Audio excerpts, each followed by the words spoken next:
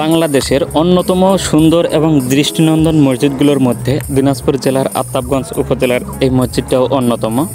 এই মসজিদটা অনেকটা তাজমহলের মতো করে বানানো হয়েছে এবং এই মসজিদ নির্মাণের সমস্ত টাইলস এবং মার্বেল পাথরগুলো বিদেশ থেকে আনা, বাইরের দেশের। আর এই মসজিদটা নির্মাণের সমস্ত খরচ বহন করেছে স্বপ্নপুরের মালিক। এই মসজিদটাতে একসঙ্গে ৫,০০০ লোক নামাজ পড়ার জায়গা আছে।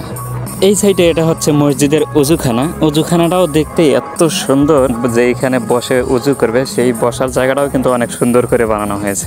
ভিতরে ঢুকে বেশ কয়েকটা দরজা আছে আর সিঁড়ি রয়েছে, দুই দিক দিয়েই মানুষ উঠতে পারবে, এই দিক দিয়েও উঠতে পারবে এবং এই দিক দিয়েও মসজিদের ভিতরে ঢুকতে পারবে। মাঝখানে ফাঁকা রাখা হয়েছে যাতে এর সৌন্দর্য বৃদ্ধির জন্য।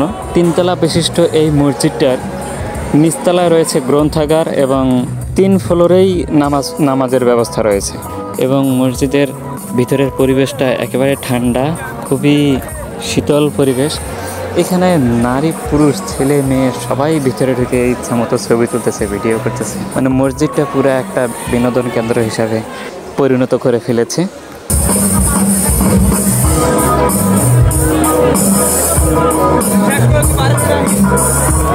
আর এই মসজিদটাতে প্রতিদিন বাংলাদেশের বিভিন্ন জায়গা থেকে মানুষ দেখতে আসে এই মসজিদটা এবং এর সৌন্দর্য উপভোগ করতে আসে। আমি যখন এর আগের বার একবার আসছিলাম তখন এই মসজিদটা পুরোপুরিভাবে কাজ শেষ না হওয়াতে আর পুরো সৌন্দর্যটা আপনাদেরকে দেখাইতে পারি নাই, যার কারণে এইবার আবার আসছি এই মসজিদটার সৌন্দর্য আপনাদেরকে দেখানোর জন্য।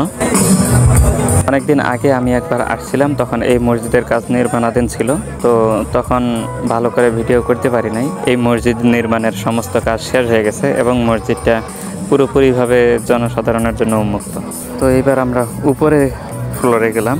উপরের ফ্লোরে এখানে পর্যাপ্ত পরিমাণে লোকজন ঘুরতেছে এবং ভিডিও করতেছে, শুয়ে আছে, এসির বাতাস খায়, ঠান্ডা হচ্ছে শুয়ে শুয়ে। আর এর উপরের দৃশ্যটা আরও দেখতে অনেক সুন্দর। এখানে সূর্যের আলো পড়ায় এখান থেকে আলোটা এর ভিতর দিয়ে ভিতরে ঢুকতেছে, অনেক সুন্দর লাগতেছে জিনিসটা দেখতে।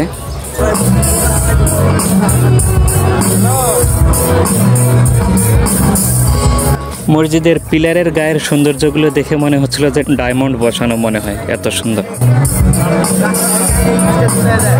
আপনারা যারা এই মসজিদটার সৌন্দর্য উপভোগ করতে চান তাহলে আপনাদেরকে আসতে হবে অবশ্যই দিনাজপুর জেলার আফতাবগঞ্জ উপজেলায় এই মসজিদটা অবস্থিত।